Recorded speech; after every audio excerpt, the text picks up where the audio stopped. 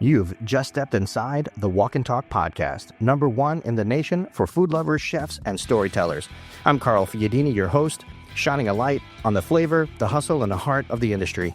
We're the official podcast for the New York, California, and Florida restaurant shows, the Pizza Tomorrow Summit, the U.S. Culinary Open at NAFM, and the North American media platform for the Burnt Chef Project. Recorded at Ibis Images Studios, where food photography comes alive, and I get the first bite. Find out more, info at thewalkandtalk.com. There are chefs whose stories move through countries, cultures, kitchens, and decades of discipline. And then there are people whose love for food comes from a different place entirely. The home, the family table, the traditions that never leave you. Today we have both.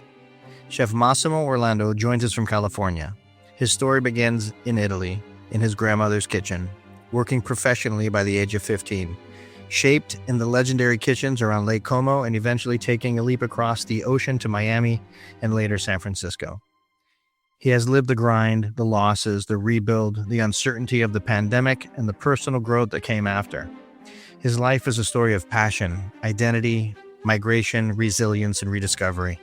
And here in the studio, cooking for us live, is someone who approaches food from a completely different angle, but with the same heart behind it. Jack Ross is the creator of Yo Meatball. He's not a chef, he's a home cook whose recipes come straight from a Sicilian family.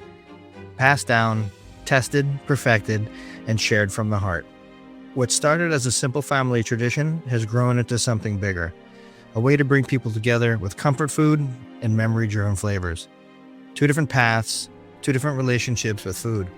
One shared thread, heritage, family, and the power of the dish to tell a story. Massimo joins us remotely. Jack is here in the studio cooking up his signature meatballs. Let's get into it. Oh, my goodness. My man, Jack. I mean, we did it today. Ooh, we're not even done, actually. We still have some more shooting to do. We do. All right, let me just, you're going to explain Okay. what damage you did today, all right?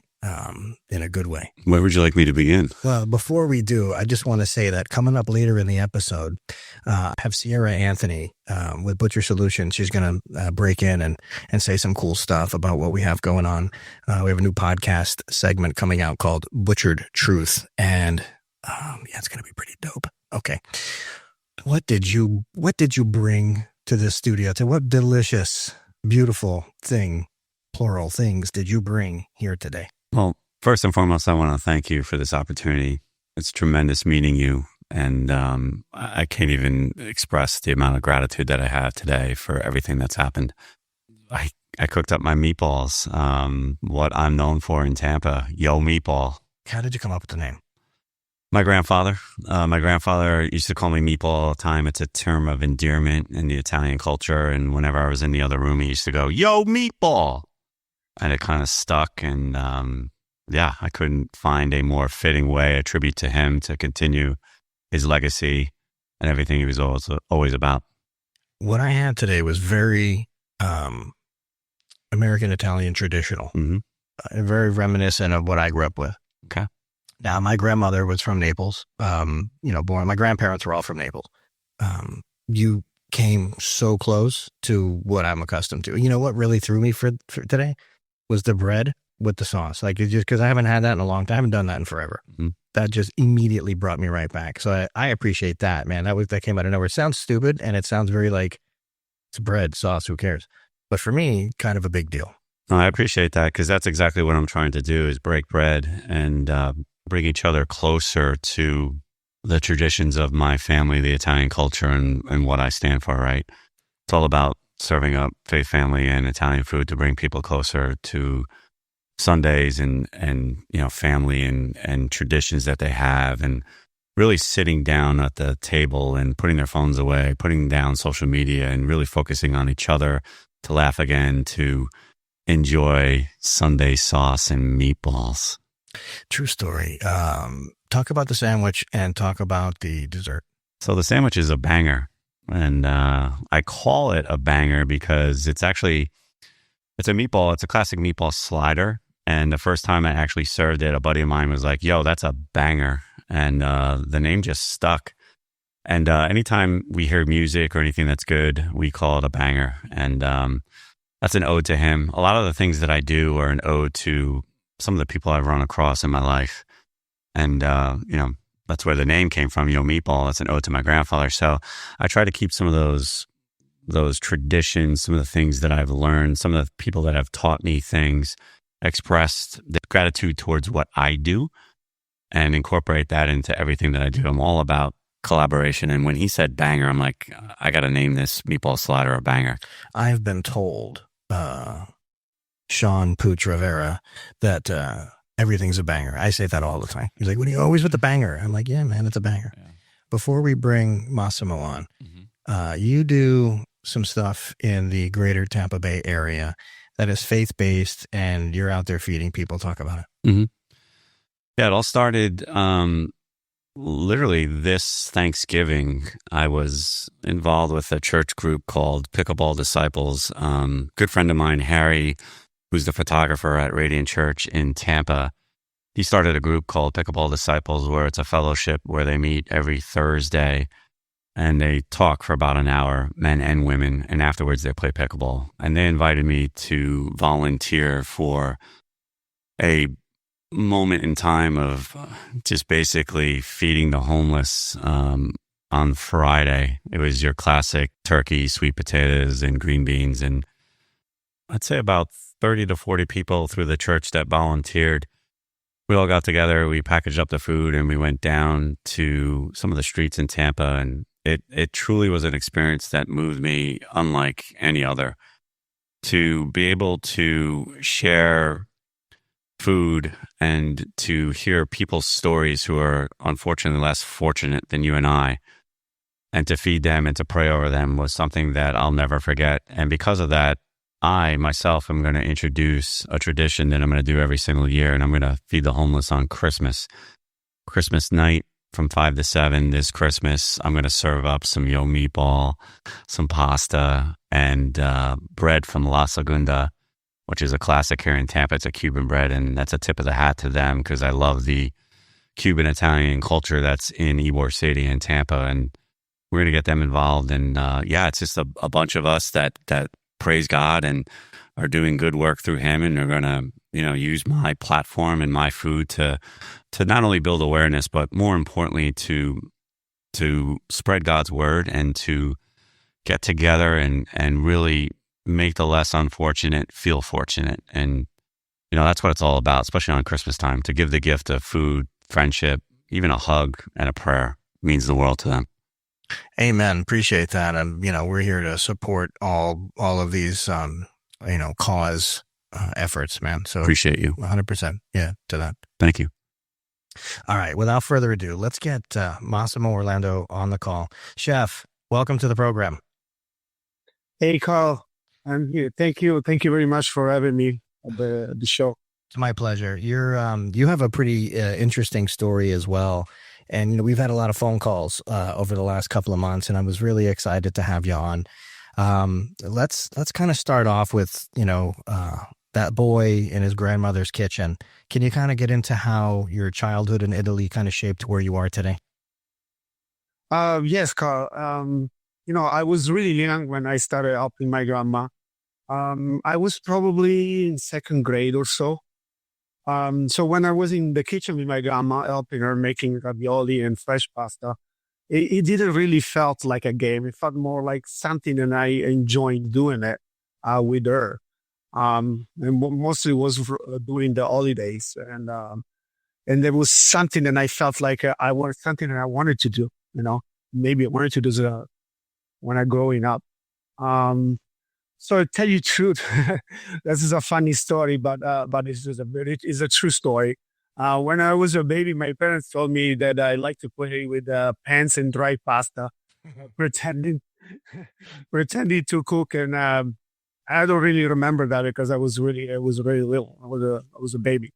So I guess that was meant to be becoming a chef, If you were playing with pots and pans and pasta when you were a baby, today, and I wasn't going to ask you this, believe it or not, but what's your favorite thing to eat? Is it pasta? Yes, it is.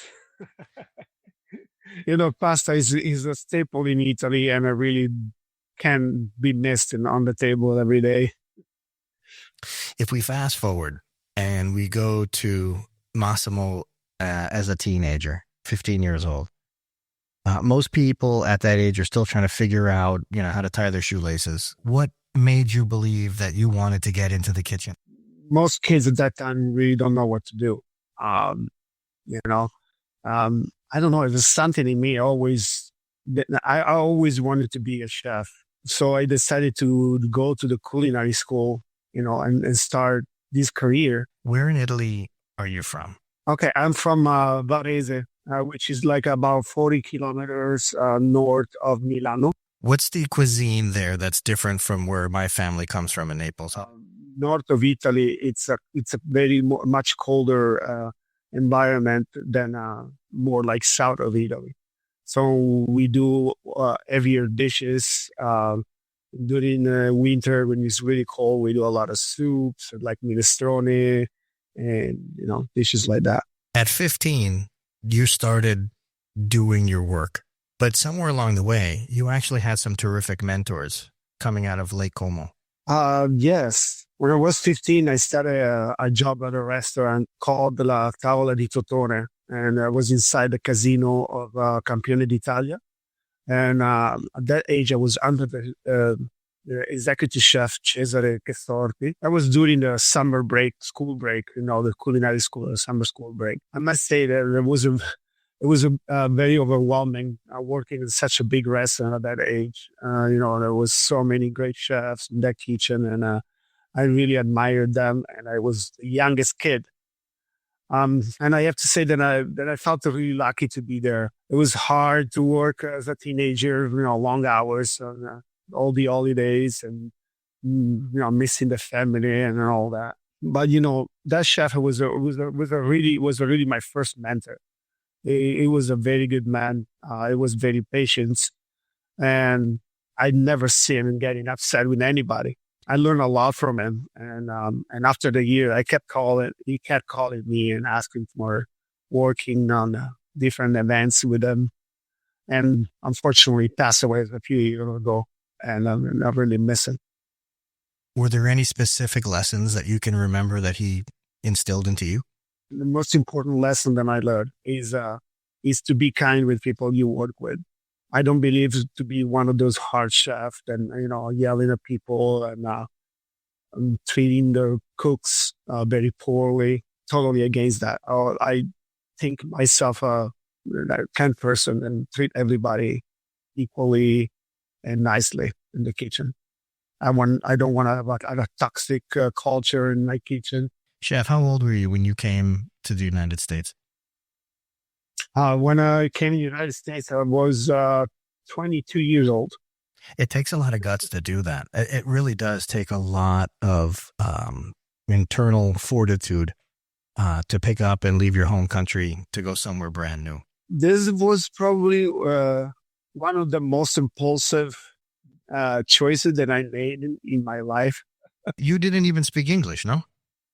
No, I didn't speak any English. And, in Miami, they speak English or Spanish, mostly Spanish in the kitchen if you work in the kitchen. And I didn't know any of that.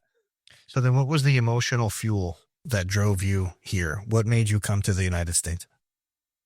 I must say that it was mostly curiosity.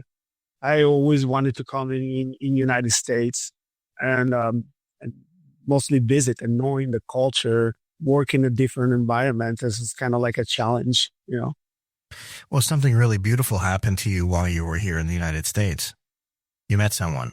Yeah, I met my wife, Petra, when I was here in the United States. This is Sierra Anthony with The Butchered Truth, part of the Walk and Talk Media Network. Hey everybody, this is Sierra coming to you from a wintry wonderland up in Montana, where it is a balmy 36 degrees, especially in comparison to the -10 that it was this past weekend as we were wrapping up rifle hunting season here in the Great White North. And I want to talk a little bit about what hunting season truly does mean for people, especially in this day and age. Most of the year, I'm spending my time traveling the country, training butchers on domestic species, beef, pork, lamb, working with folks that are either butchers themselves and want to become better butchers or learn new techniques, or people in the restaurant space who want to cut their own primals, whatever it might be. But for a couple months out of the year, I take a step back and I work with our hunting community, and I help people learn how to take care of their meat in the field, how to field dress animals, and then how to actually garner similar innovative cuts that you can get from a beef, a pork, or lamb on those wild game critters.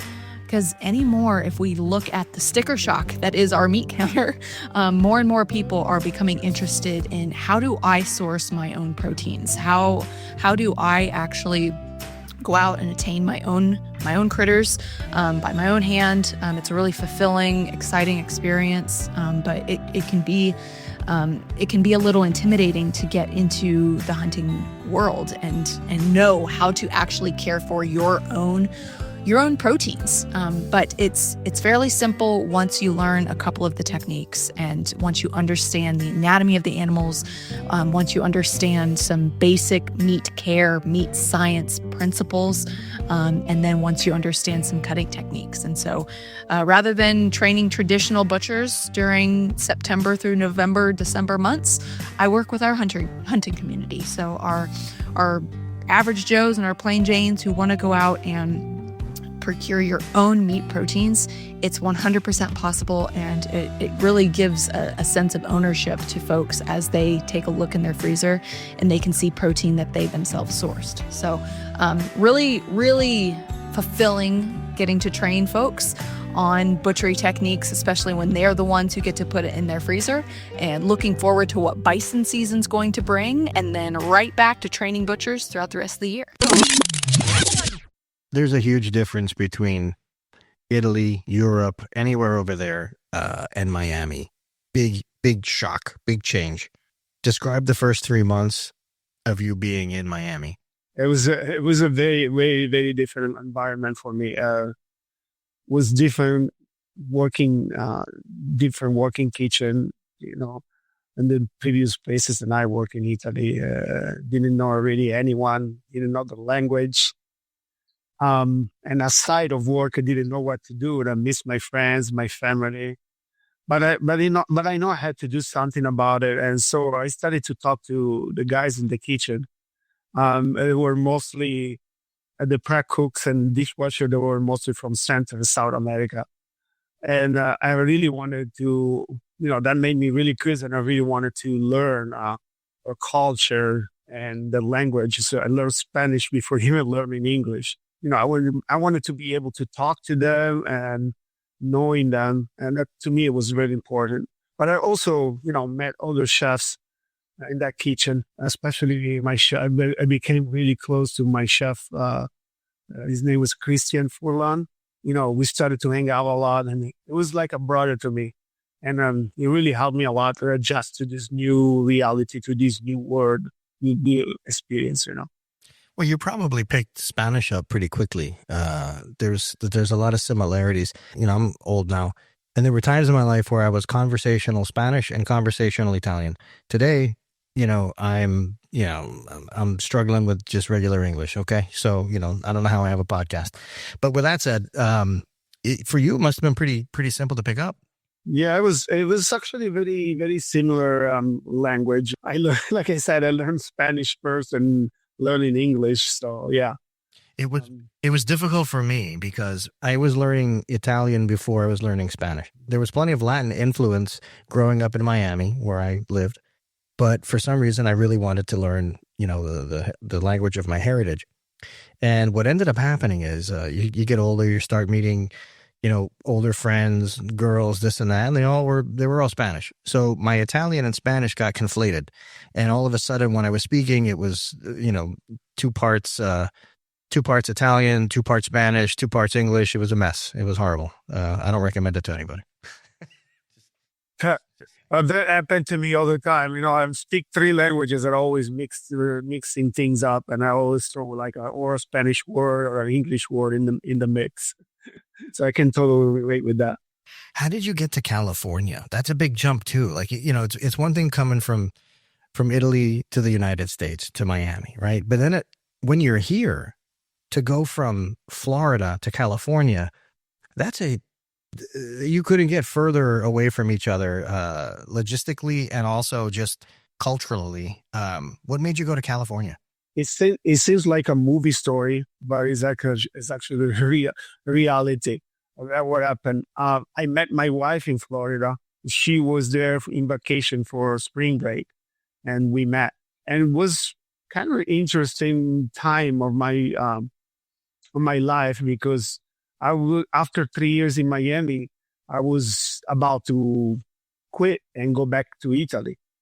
So I met my wife, and we started this, we became friends actually at the beginning, and we exchanged our phone numbers and started talking, and on the phone mostly, because it was kind of like a long distance friendship. But then it kind of become like something more serious, and we started to see each other more often.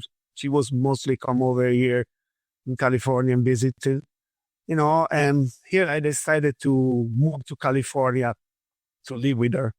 And now we are married for 20 years. It's always a female. It's always a woman that makes you travel or do things you weren't going to do, and all of a sudden you do them. It's the way it works. Yeah, who knew then I would stay here, and California will become my new home. So you make it all the way to California. You end up at a beautiful restaurant, Prima, and then all of a sudden, COVID comes. What happens? I must say that, Carl, that was one of the most difficult times of my life. The pandemic was something I never experienced before. Something very unique. I really hope I will never experience again in my lifetime. Everything was so surreal. Lots of uncertainty. I was depressed. I really thought that maybe I was never be able to go back to cooking ever again. Well, that was how we met. You, I believe, had heard a podcast, and we were talking about the Burnt Chef Project. Yeah, that was it. Yeah, that was that was a hard time for everybody. The only good thing that came out of COVID for me was this media platform. This was the time in my life where the opportunity came up to try something different. And it was, in my field, food with chefs, distributors, manufacturing and all that. So I can look at COVID and say, overall, horrible. I mean, everyone got hurt. You have to look for the shiny pennies in the whole thing and try to build up a piggy bank out of it. So Massimo, it's funny that you say that. COVID was where literally I was able to perfect my craft of honing in the meatball and really focusing upon my family's recipe that's been in my family for, a number of years from Sicily. And it was a time for me where I literally practiced different things, experimented with different ingredients, and really came up with Meatball. So Massimo, Meatball is all about serving up faith, family, and Italian food in Tampa.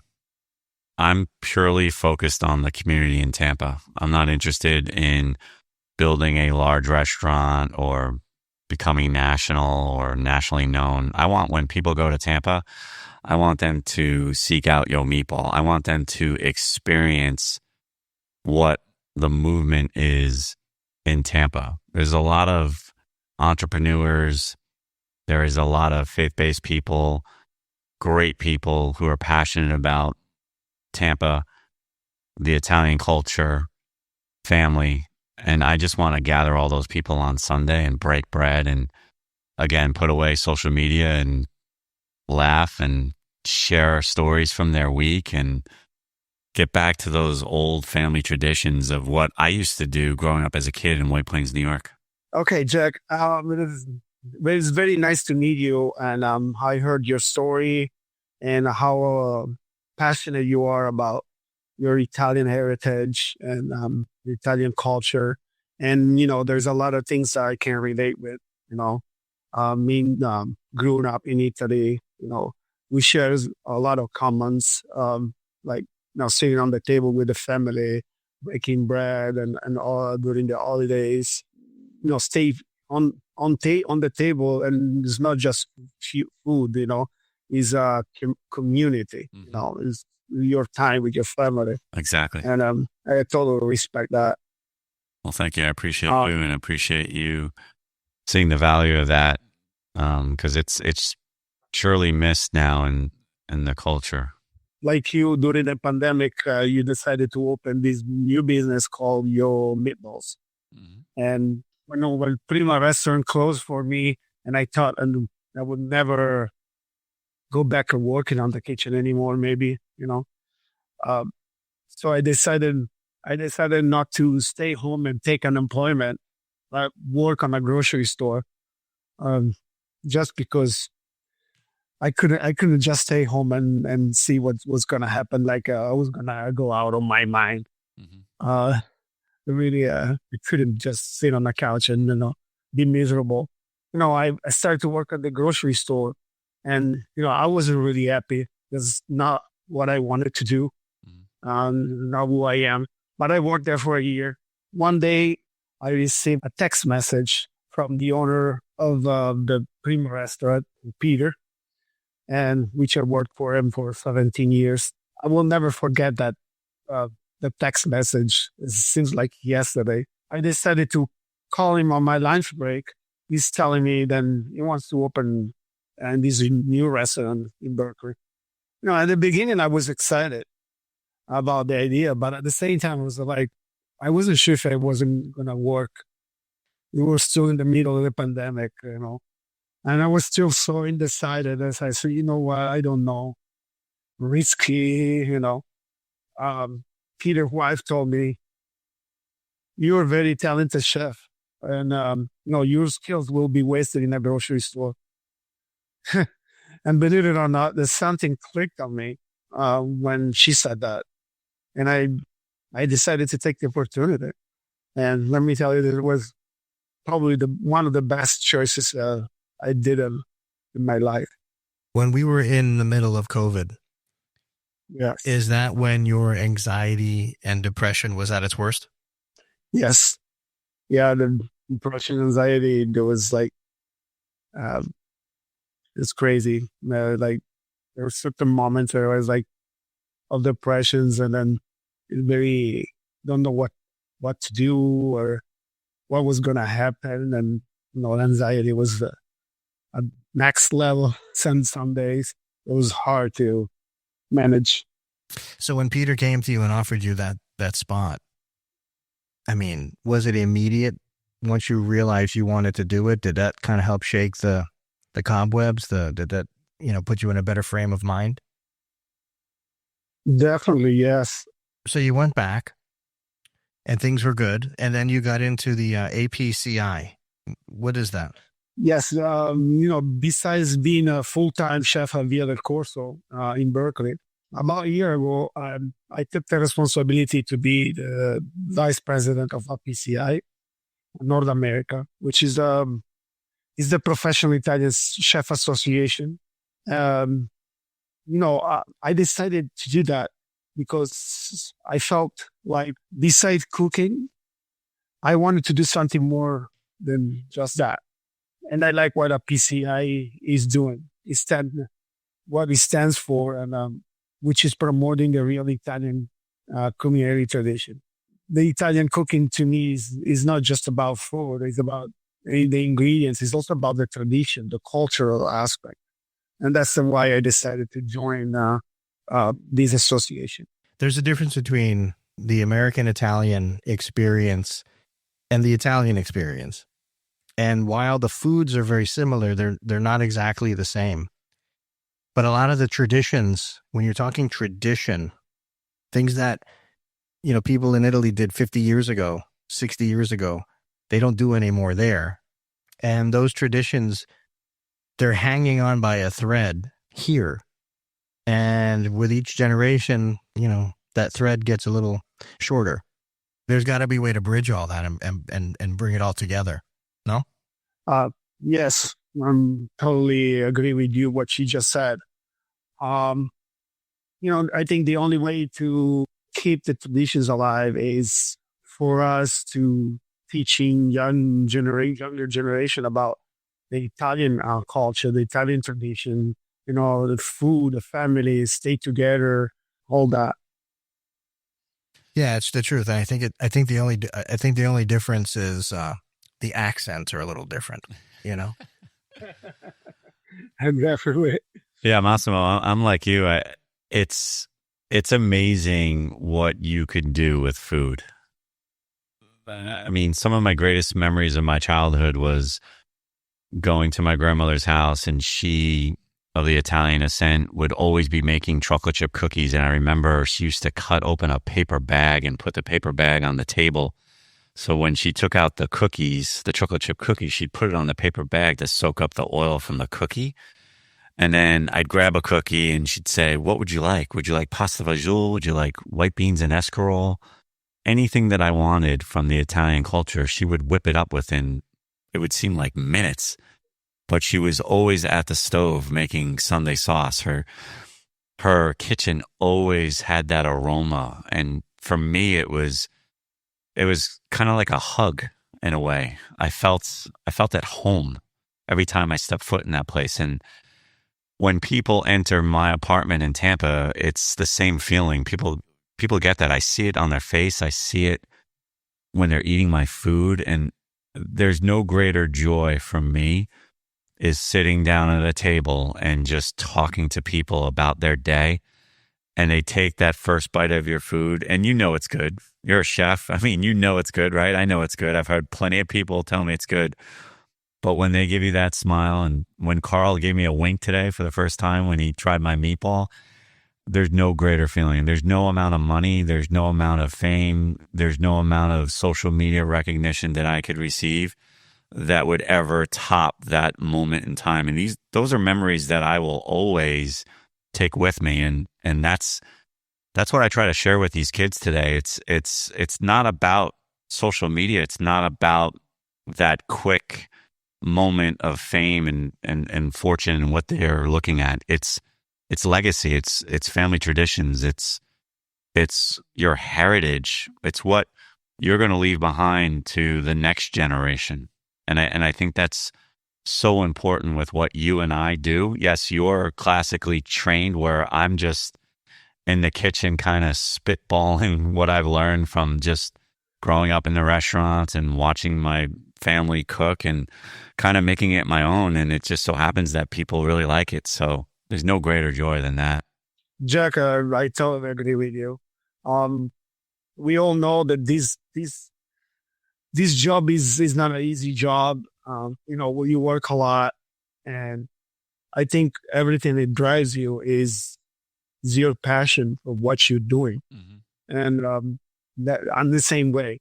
When I'm in the kitchen Via del Corso, that's my greatest joy is to see the faces of my customers eating and looking at their first bite. And see their expression, and when they're happy, and it makes me really happy, and that's to me is all about. So, could I ask you a question? Do you actually go out into the restaurant and greet your patrons? I do all the time. Love that. And that's something that's actually missing. I don't understand why chefs don't do that anymore. They're kind of, yes, we have open kitchens, and you see them on social media, but I don't know any restaurant, at least where I'm from, where the chef comes out and greets people and asks them about their day, or, makes their children smile, whatever the case may be. You don't see that anymore. And I remember growing up as a kid in New York, you used to see that all the time. There's actually a gentleman in Daytona who owns Tiano's that when it's your birthday, he'll come out from the kitchen and he'll just start singing in Italian, and the entire place just is silent, listening to every word he's singing. And it's the most beautiful thing. It's natural. It's genuine. It's real. And I don't understand why we've lost that in this world today. Well, let me tell you, Jack, we are Via del Corso. Hospitality for us is the number one thing. Not just about the food. We treat our customer like family, like friends.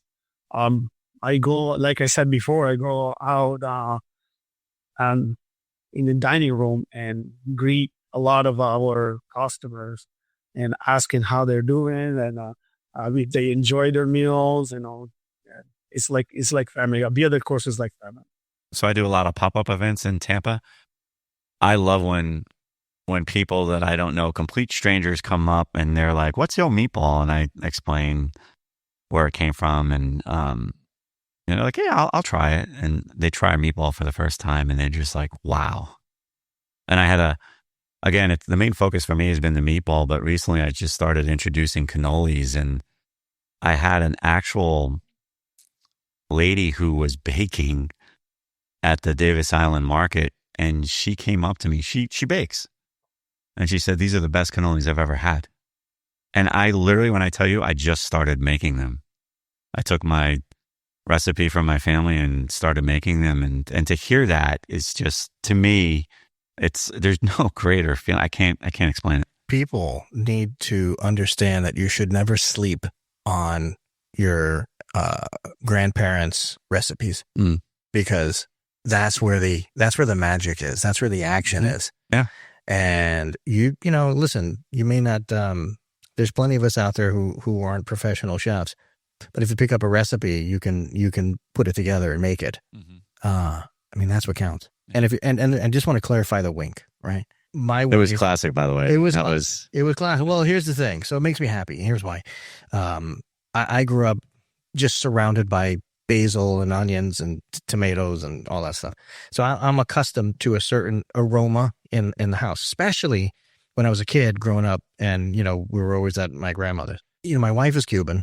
The cuisine in my house is very Latin, and I love it.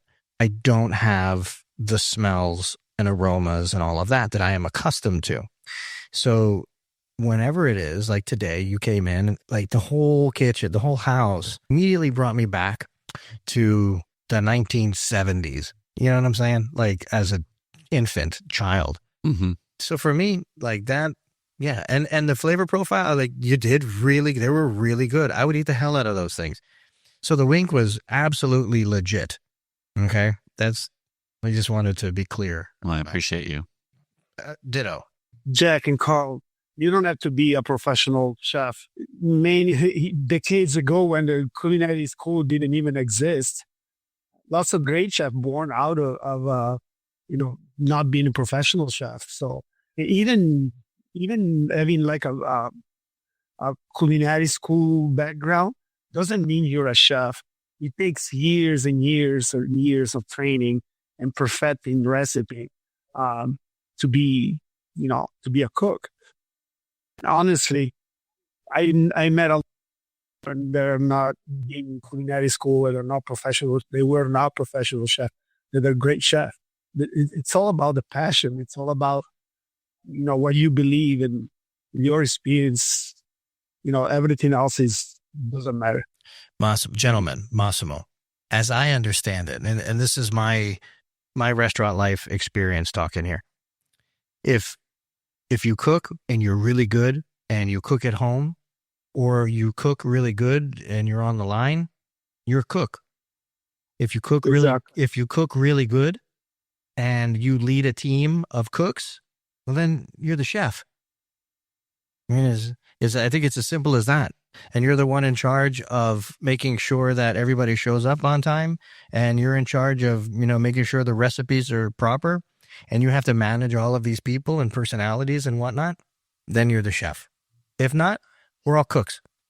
Well, Carl, I'll tell you this, and chef, you probably can relate to this. It's interesting. I've been cooking for so long, and I'm currently single in Tampa and dating. And when I cook for a female on a date, etc., they're blown away. But it's not that. It's they're intimidated where they don't want to cook. First of all, they're not brought up like I am, where they don't understand, the whole process of everything that we do, right? It's like when I'm in the kitchen, it's like, no. I want to be able to do everything on my own. Like, people try to help. They try to help. Like, hey, could I help you? No, because I have that timing of everything that needs to get done. But the funniest thing is what people don't understand, especially the girls that I date, is you could make me a peanut butter and jelly sandwich, and that would bring me no greater joy than to be able to sit down and eat something that you took the time to make for me. Doesn't have to be Michelin star rated or, top notch. It could literally be peanut butter and jelly, and I would be the happiest man alive. I tell my wife this all the time. She says, why do I have to make you a plate? I said, because it tastes better. It makes me happy. Yeah, I can go and do it. But when you do it, as a man, it makes me happy. Mm-hmm. And by the way, all you single ladies out there, find your meatball on Instagram, because you know what I'm saying? Like he's, Well, guys, let me tell you, I totally agree with you. I have the same, let's say, problem when the family and friends invite me for dinner. They're all kind of worried about what to cook because, you're a chef and they kind of say scared about it. I say, listen, I cook every day in a restaurant, and when I come home, I just want to have the simplest thing. And I'm just happy that somebody else cooking for me, not just always cooking for everybody else. And whatever you're going to make is going to be fine. It's going to be good. I think people in the restaurant industry deserve a little catering too, a little pampering, because at the end of the day, most of the people in the industry are working the shifts during the holidays. John asked me right before we sat down, he said, do you ever get sick of meatballs? And I said, to be honest with you, there are times where I do. But I tell you what, in the fall and winter and spring, not so much the summer, I'm making meatballs every single Sunday. How do you get sick? I mean, that's like saying, I can eat a pizza every day. I can eat a hamburger every day. I can eat a meatball sandwich every day. I can eat that every day. What do you mean how do you get sick of it? Here's the thing that people don't understand. You make Sunday sauce.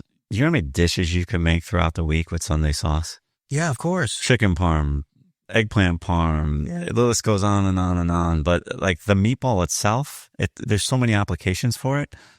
And, I like to try to keep it healthy. So I'll just have meatballs during the week with a salad. It doesn't necessarily have to be with pasta or... I mean, you see me. I'm a fat ass. I'm a fat ass, and I have to lose the weight. But I'm never gonna turn the meatball down. I don't care if it's every day. I will eat a meatball every day. I will. Well, when I have leftovers, I'll ship them to you because I have leftovers. I don't ask for much. Like I said, just feed me. Yeah. Yeah. For sure, is a plate of pasta with ragu. That's what I grew up with my grandma. If I can have that every day.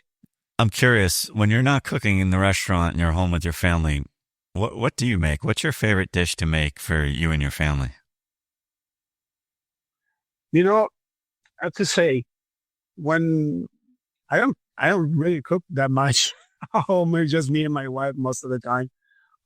She's an incredible cook too, and her Mexican heritage, and she cooks really well, and I love the way she makes food. The traditional dishes from Mexico, and honestly, Italian most of the day. So I like to go out and also eat something different, try different cuisines, and why not? I love Mexican food. I love it. I mean, who doesn't? I'm saying that's my point. We had one of our friend of the show, Chef David Reyes. He just went on. He was on the show about a month or two ago, but he had just gone on this food journey, through Mexico, some of the Southwest states and everything, and it was all about bringing Mexican cuisine here to Florida because he's opening a couple of restaurants, and they're going to be Mexican themed, oriented, and whatnot, traditional. So I'm super excited about that. And this guy can throw down in the kitchen too. He's fantastic. That's awesome, because I remember when I was in Florida, that's already talking about 25 years ago. So there were not really any Mexican restaurant. I've never seen any. And here in California, there's a taqueria every single corner of the street, Mm-hmm. So that's awesome to see also the diversity also coming in Florida. That's great.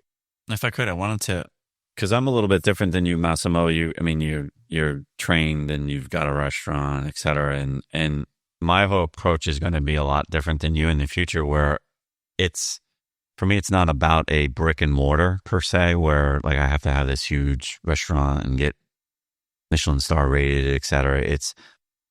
If I ever do open a place, it's going to be a very, very small brick and mortar that's going to be open Wednesday through Saturday, where I'm cooking from like literally 11 till probably at 6 o'clock, where they could come sample my food, whatever. It's kind of like Dominic's in the Bronx, where you show up, you sit down and you eat whatever they're making that day. And that's something that I want to do. But more importantly, I want to like make my jars of sauce and meatballs and have them go home on Sunday and enjoy it themselves. I don't want to work on Sunday.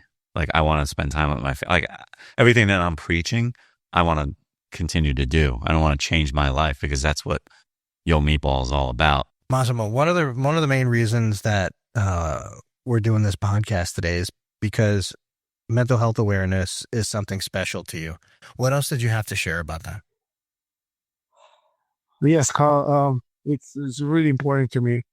Also because it's been part of my life since a young age, since when I was a teenager. I always felt like anxiety was always, in my life. Always worried about things, Growing up, I was way more aware, especially the past 10 years, I must say, probably. The pandemic, many things happen in your life and change you,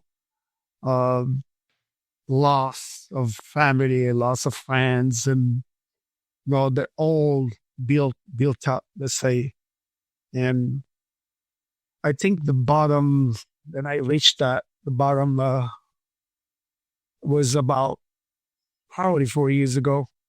But yeah, during the pandemic, I feel really depressed, and anxious, and not knowing what will happen, and what I will do, after the restaurant closed. So I decided to reach out, and do therapy, mental health therapy. And let me tell you, that was a game changer, opened up a lot of things, feel much better. There were really dark days, and even when I wasn't working, I felt empty, not enjoying my days off, not knowing what to do, uncertainty. And that also affected a little bit of my relationship with my wife, because, she could see that I wasn't like happy, or, and not enjoying the time together. But there was nothing wrong with her. It was wrong. Something was wrong with me. It was not her fault. It was my fault. And I wasn't taking care of, this mental health situation. So I started to reach out, and I started therapy. I did therapy for about a year, and it really helped a lot. Opened up my personality. I'm more easygoing. I can talk to people easier. And, doing this podcast for me was not an easy thing because of my mental health situation. Like, I feel really nervous sometimes and all that. And talking to people about this is not easy. But thanks to this therapy, that helped me a lot. Helped me a lot of giving more opportunity, be more, let's say, also brave. There are certain things that years ago I would have never done. And I'm doing it right now. I become, I opened this restaurant Via del Corso 4.5 years ago during the pandemic. I became vice president of A.P.C.I North America. I networking with a lot of people in the past year. Um, I did a lot of events with the Italian consulate during the week of the Italian cuisine in the world. A lot of things that I would never done if I didn't take the chance and do the therapy. And I have to say, for everybody's out there, you have a mental health problems, therapy is one of the best things you can do for yourself and for your family and friends. It will change you. Massimo, I appreciate you sharing that story. More men like you, I think, need to share what they're going through, and I see it all the time. With me, I'll just share with this group, and this is a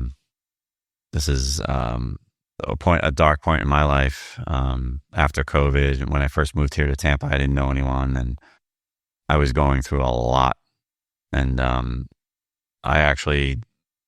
It got so bad that I wanted to jump off the Sykes building at one point.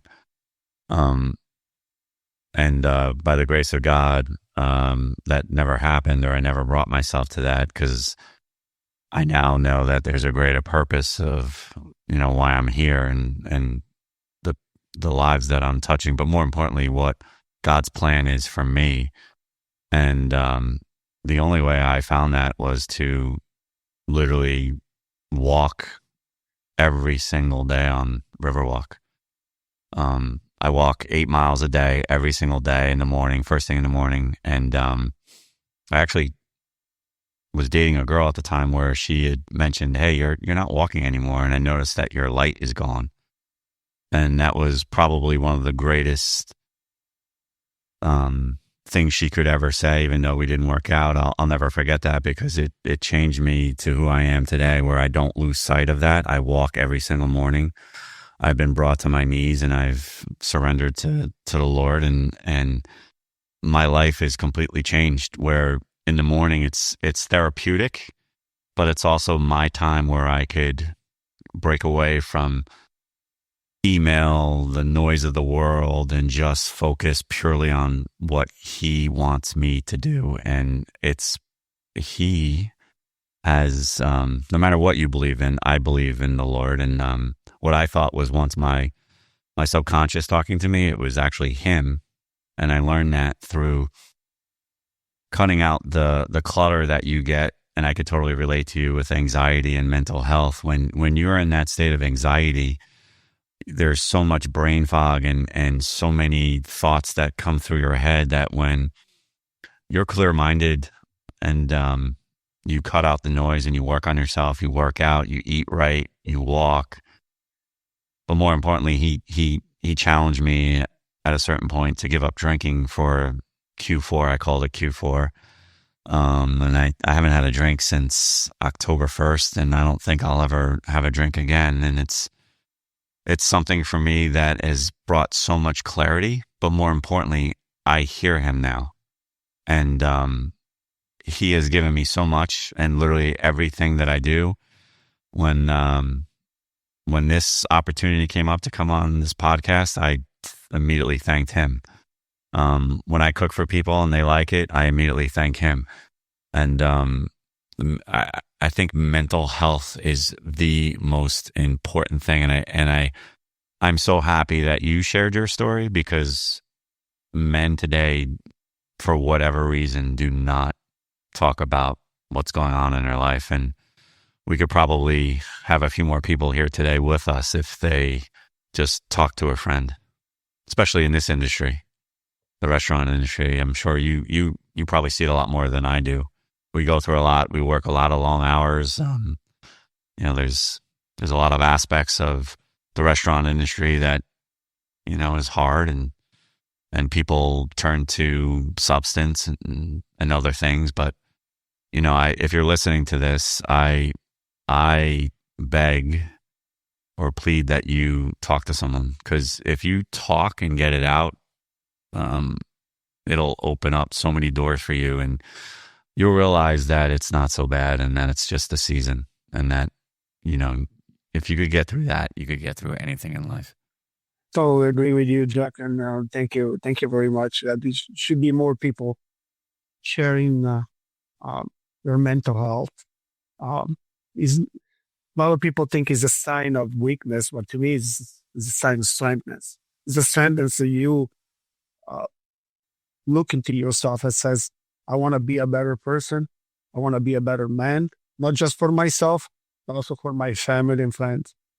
Because it's important. It's really important. You need to share your stories. You need to share, talk to somebody.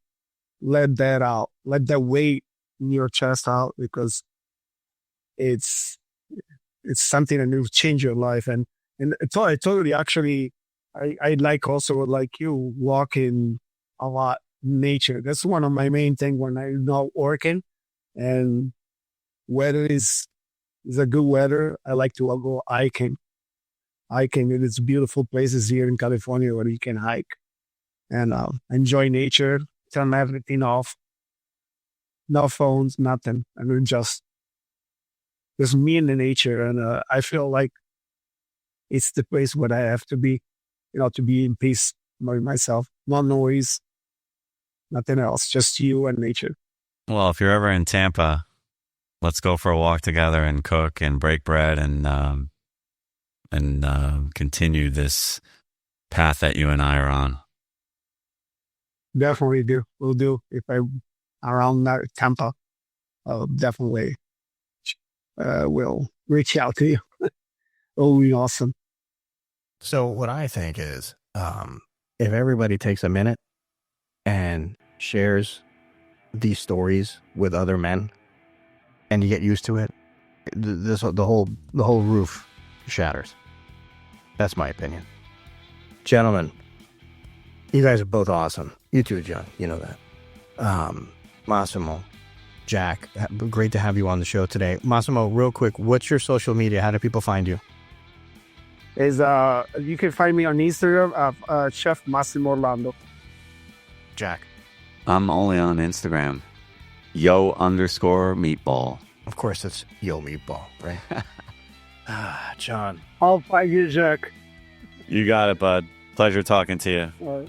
Jack, pleasure. It was a pleasure to talk to everybody. Thank you so much for this opportunity. 100%, my man. Listen, you guys are awesome. John, photography as usual, on par. Beautiful. We still have the video. We still got to cook. We still got meatballs to eat. We still got to go. All right, we are out.